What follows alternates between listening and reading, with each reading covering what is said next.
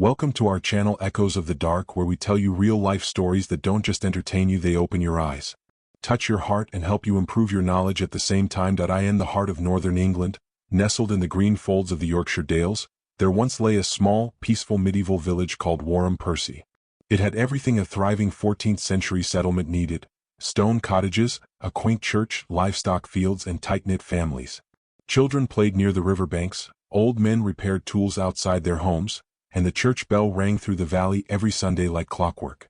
But one morning, sometime in the late 1500s, the village stood silent. Fires were left unlit, bread half-kneaded on dusty wooden tables, livestock wandered loose, and doors creaked in the wind. Every man, woman, and child gone. Without warning. Without a single trace. How does an entire community vanish overnight without war, without plague, and without a whisper in the history books? Today, archaeologists can only piece together fragments, and the questions outnumber the answers. But what they've found beneath the soil, and what they haven't, is far more chilling than any ghost story. You're about to hear the forgotten truth of a medieval village that didn't just disappear, it was erased. At first glance, Warham Percy seemed like any other modest farming village of its time. Records suggest it thrived during the 12th and 13th centuries. Families grew barley and oats, raised sheep, and lived lives that were simple but full. The center of their world was the stone church of St. Martin, its bell tower rising like a guardian over the rooftops. But sometime between the late 1300s and the early 1500s, something changed. First, it was the graves, hundreds of them, dug just outside consecrated ground. Many of the bodies showed signs of strange mutilation. Skulls were separated from spines, legs broken, ribs shattered. Some skeletons were even found burned, as if someone had tried to destroy them after death. Not one or two hundreds. It was as if the villagers feared something beyond death itself. Then came the famine. The Great Famine of 1315 struck much of Europe, and Warham Percy was no exception. Crop failures, disease, and hunger gnawed at the village's survival. Children died young. Mothers buried babies with their bare hands. By the time the Black Death reached England in 1348, Warham Percy had already been weakened. But that wasn't what killed it. The plague came and went. Yet somehow the village still clung to life. But here's where it gets strange. Villages struck by the plague usually have graves packed in clusters, hurried burials, signs of panic. But Warham Percy, the graveyard wasn't overcrowded. There was no rush, no chaos. Instead, the bodies found were buried deliberately, ritualistically, and, most disturbingly, violently. Researchers couldn't understand why so many bones had been broken after death. Why the decapitations? Why the burning? And why didn't anyone come back? You see, in almost every other abandoned village of that era, people would return. Survivors would reclaim the land. Children or grandchildren would rebuild. But Warham Percy was different. No one came back. Not once in over 500 years. By the 16th century, maps had erased it. Travelers passed by without a second glance. Locals spoke its name in hushed tones if they spoke it at all. It was like the land itself wanted to forget. And yet, the earth remembers everything. In the 1950s, archaeologists began their first major excavation of the site. What they found shocked even the most seasoned historians. Beneath the church floor, in hidden chambers and shallow pits, they found bones, hundreds of them. Some were small, children.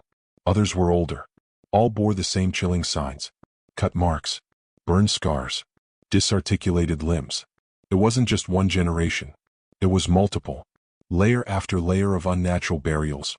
Some theorized that the villagers believed the dead could rise again. That they were practicing anti-revenant rituals, medieval methods of preventing the dead from haunting the living. That's why bones were broken, heads removed, bodies burned. These weren't murders. These were protections. Against what? Historians believe fear took hold of Warham Percy, not just physical but spiritual fear. Something had shaken their very belief in death and afterlife. Were there sightings? Possessions? Unspoken horrors that no one dared write down?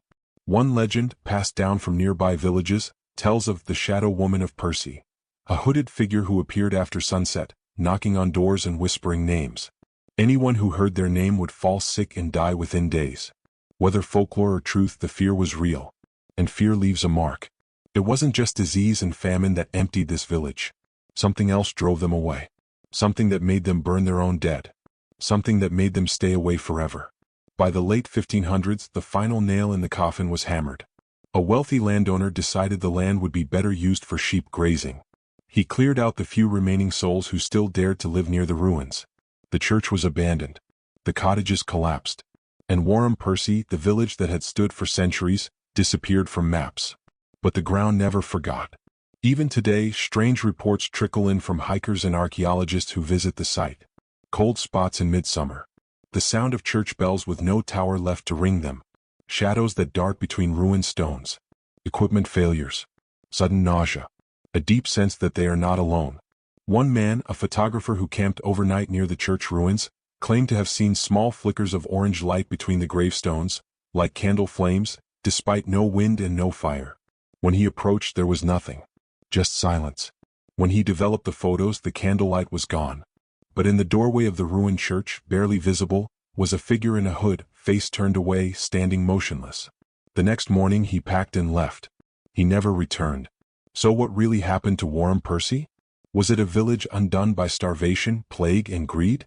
Or was it something far older, far darker? Something they tried to bury but couldn't destroy? Some say the land is cursed. Others believe something evil was summoned and could not be banished. And some, those who've dared to visit, simply say the silence is too heavy, too unnatural. Like the land itself is watching. One thing is certain, the village did not die naturally. It was consumed, erased, and whatever happened there has never truly left. If you're brave enough to dig deeper into this and more real historical horrors, make sure you subscribe. These are not just stories. These are warnings buried in time. And Warren Percy, it's still there, waiting.